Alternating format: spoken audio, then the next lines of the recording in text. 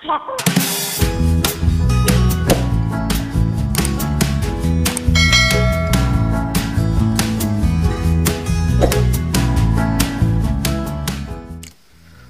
warahmatullahi wabarakatuh. Kita ketemu kembali di NBC Parabola.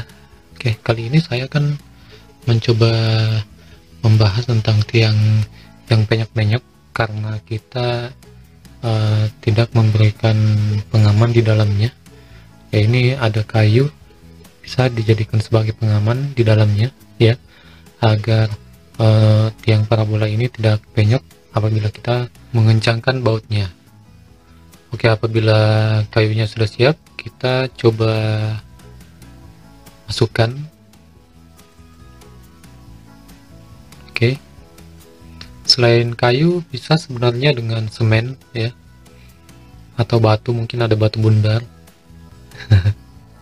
Oke, apabila sudah masuk kayak gini nih, akhirnya yang penyok-penyok sudah teratasi kembali, sudah lurus kembali, ya setidaknya bisa dipakai kembali, memasang parabola dengan baik dan benar.